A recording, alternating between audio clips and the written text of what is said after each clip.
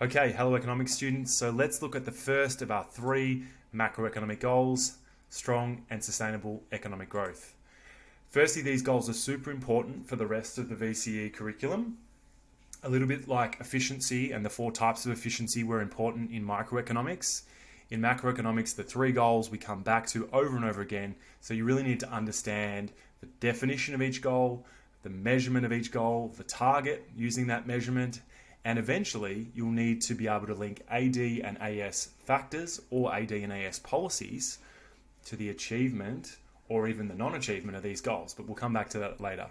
So strong and sustainable economic growth, what does this actually mean?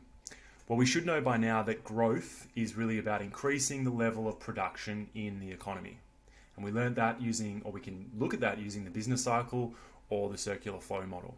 If we think back to the circular flow model, an increase in production, that top flow from businesses to households, we should now know that that would increase the demand for labour. And if there's an increase in demand for labour, that households are going to receive more income, and that's going to improve our living standards. Okay, so the strong component of economic growth over here says just that. It says growth in production at a rate that is strong enough to create jobs. So we want to grow an economy that at a rate that jobs are created and material living standards are improved. However, we can't grow the economy too fast, because if we do, it will be unsustainable growth. It may be strong, but it'll be unsustainable. So the sustainable component here really has three components, but you only need to refer to one of these in your answers. So the first component of sustainable growth is that we want to grow at a rate that does not create excessive inflationary pressures, because we're going to find out that there's always some level of inflation in the economy. We just don't want it to be too high like it is in 2023 right now. If the economy grows too fast and the aggregate supply can't grow and keep up, then inflationary pressures are going to occur, and that's bad for material living standards. Because, as is happening now, we're losing purchasing power and we can afford less stuff. So we have less access to goods and services, to use the correct language. The second is that the growth must be at a rate that does not cause environmental degradation, this one here, which is really just saying growth must be at a rate that it doesn't damage the environment.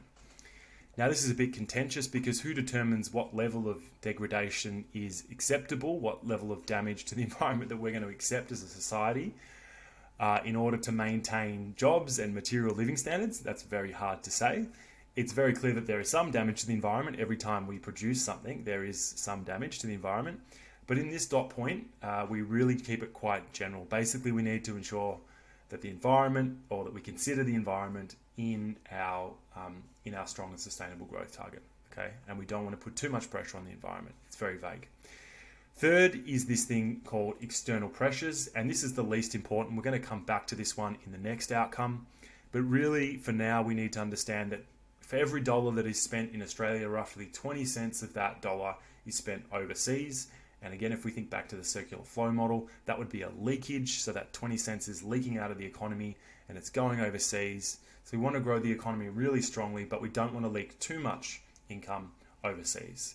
And we measure that using the current account deficit, which again, we'll come back to in the next unit.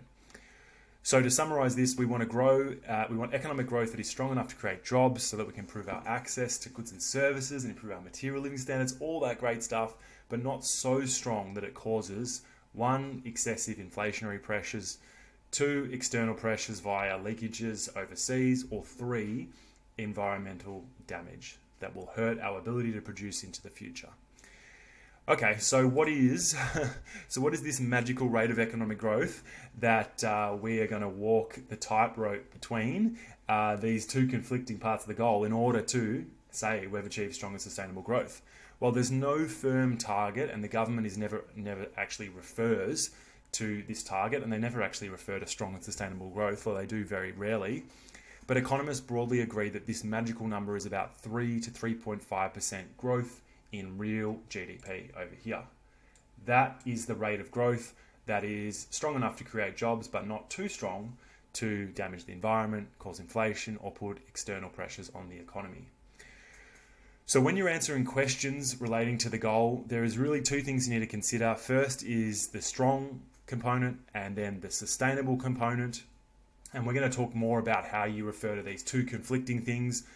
But at its core, this goal is about achieving 3 to 3.5% real GDP. And if you can say that that's occurred, then strong and sustainable growth has occurred as well. So hopefully that helps you understand the goal of strong and sustainable growth. Bye for now.